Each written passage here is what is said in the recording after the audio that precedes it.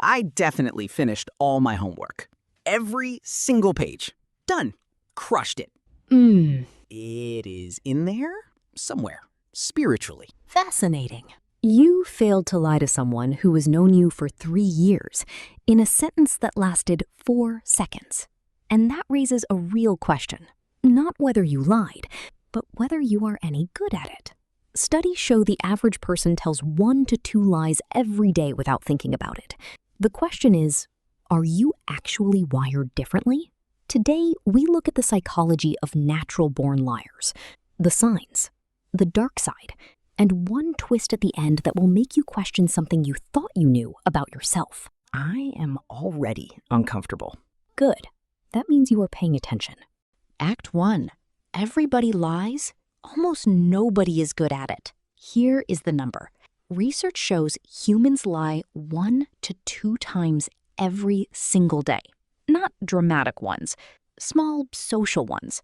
I am fine, almost there, love the gift.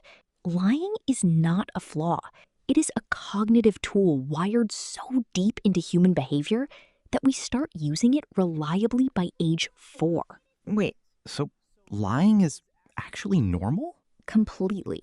But here is the catch.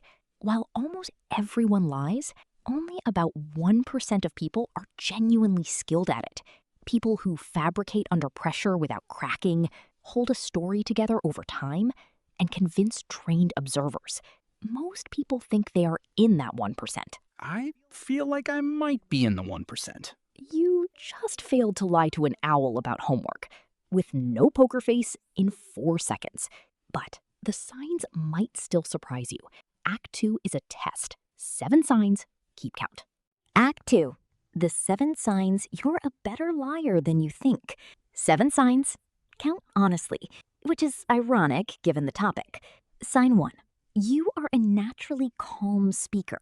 Good liars do not over-explain or rush. They speak at the same pace, whether telling the truth or making something up entirely. If people have called you unreadable, that is a neurological trait, not a personality quirk. Definitely not me. I start sweating if someone just stares at me for too long. Noted. Sign 2. You naturally mirror people. Skilled liars unconsciously adopt the body language and tone of whoever they are talking to.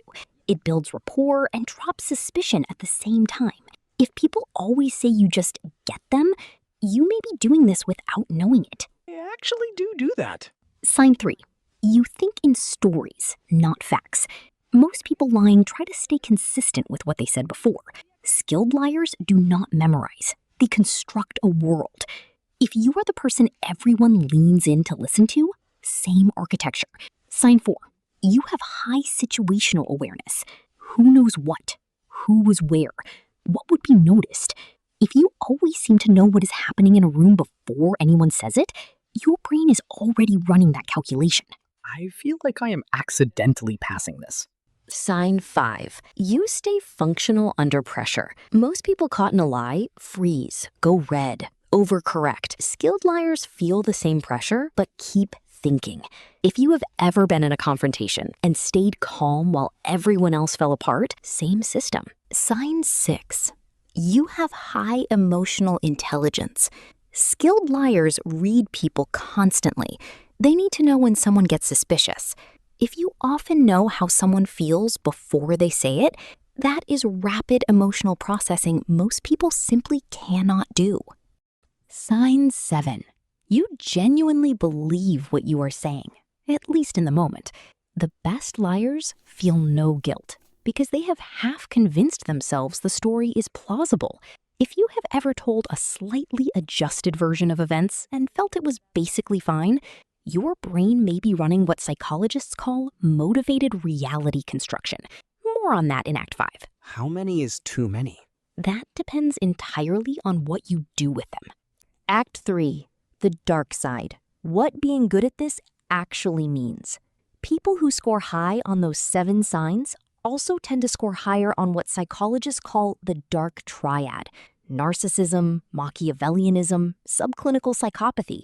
Before you close the tab, that does not make you a villain. It means your brain is wired for strategic social thinking, but the same skills that make you charming and perceptive without self-awareness can slide into manipulation without you ever noticing. Okay, that made me feel a little bit sick. Good. That discomfort matters. Because what separates a skilled liar who is a good person from one who is not is a single question. Why am I using this? And who does it cost? Most people with this gift never ask it.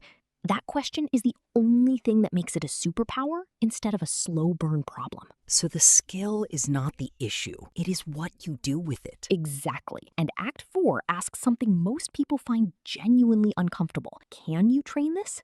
And should you? Act 4. Can you learn to lie better? And where is the line? Yes, the core skills behind lying are trainable. Emotional regulation, narrative coherence, situational awareness. Acting, negotiation, sales psychology all build the same neural pathways. But here is what almost no one talks about. Psychologists call it pro-social deception. White lies that protect feelings, omissions that prevent unnecessary harm. This is not only normal, it is actually correlated with higher empathy. So lying to make someone feel better is kind of nice? Sometimes. The problem is the brain is very good at telling itself every lie is that type, that every manipulation is actually protection. The line is not defined by the kind of lie, it is defined by who benefits. If the answer is only you, it is not pro-social. It is just social. And that is the hardest distinction to make honestly, which brings us to the most dangerous liar of all. Is it me? It is almost always you.